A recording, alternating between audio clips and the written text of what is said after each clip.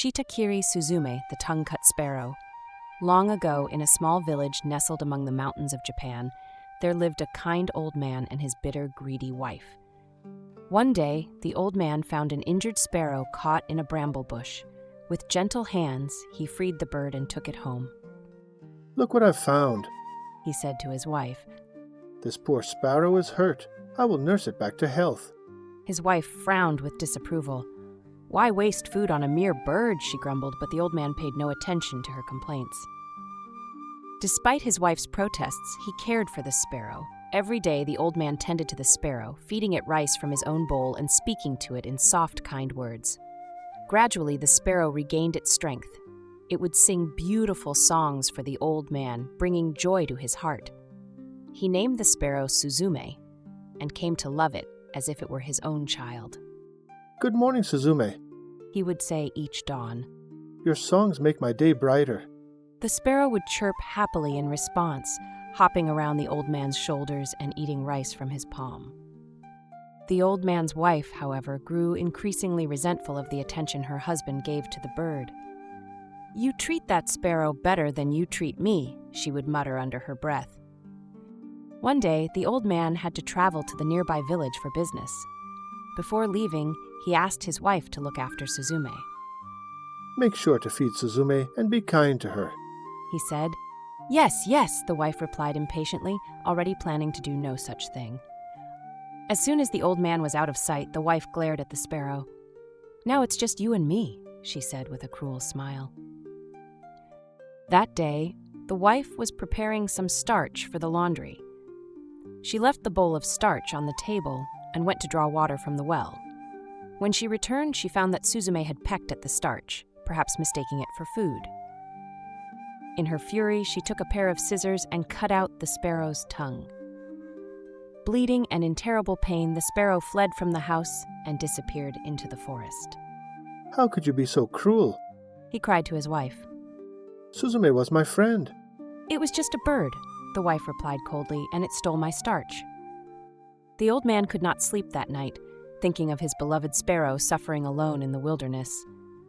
At dawn, he set out into the forest, calling out, "Suzume, Suzume, where are you, my little friend?"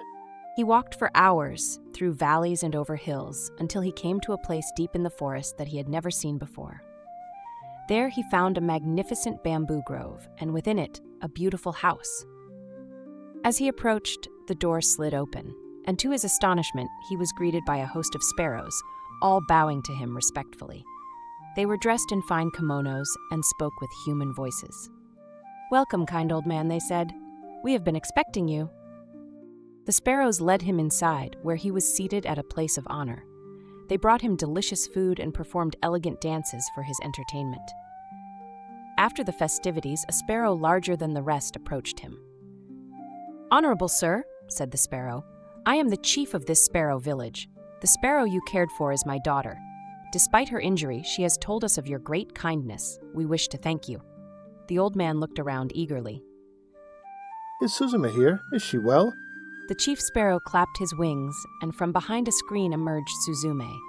Though she could no longer sing due to her cut tongue, she bowed deeply to the old man, her eyes filled with love and gratitude.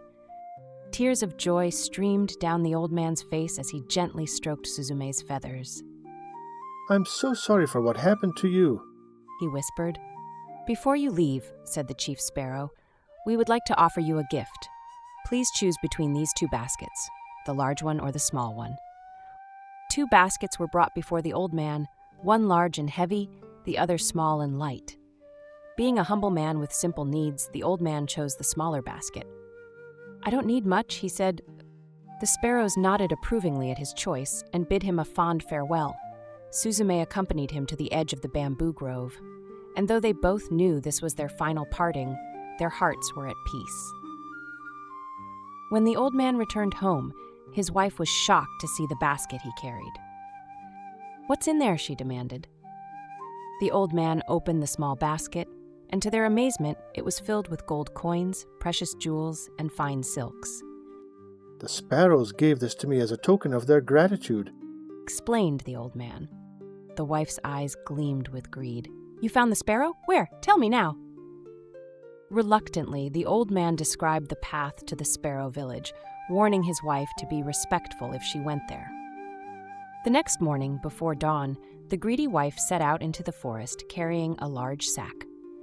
She followed her husband's directions and eventually found the bamboo grove and the sparrow house. The sparrows greeted her politely, though without warmth, and invited her inside.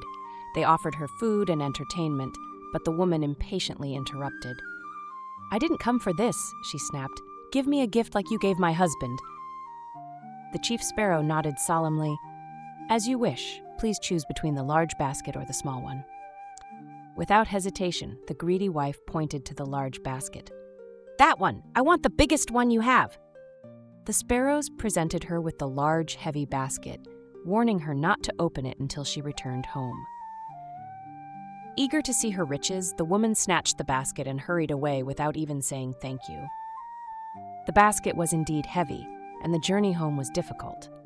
Many times the wife was tempted to peek inside, but fear of losing her treasure kept the lid closed. Finally, she reached her house, sweating and out of breath. She placed the basket in the middle of the room and called to her husband. "Look what I've brought. It must be filled with even more treasure than yours." With trembling hands, she flung open the lid, but instead of gold and jewels, a swarm of terrible creatures burst forth. Snakes, centipedes, and wasps. They filled the house, biting and stinging the greedy wife who ran screaming into the yard. The old man, who had been tending his garden, rushed to help his wife, but the damage was done. Though her wounds eventually healed, her face remained forever marked by the stings and bites, a constant reminder of her greed and cruelty. As for the old man, he used his newfound wealth wisely, helping the poor and needy in his village. He never forgot Suzume and would often look up at the sparrows flying overhead, sending silent messages of gratitude and love to his dear friend. And so the tale of the Tongue-Cut Sparrow has been told through generations, teaching that kindness brings rewards beyond measure, while greed and cruelty lead only to suffering. Lessons from the tale. Kindness brings rewards, while greed leads to downfall. The old man's compassion earned him happiness and wealth, while his wife's greed and cruelty led to her misfortune. Humility is more valuable than material wealth. The old man chose the smaller basket, showing that he was not ruled by greed. His reward was abundance without excess. Greed and impatience lead to suffering. The old woman wanted more than she needed and couldn't wait to get home before opening the basket, leading to disaster. What you give to the world comes back to you. The old man nurtured the sparrow and received kindness in return, while the old woman inflicted harm and faced punishment.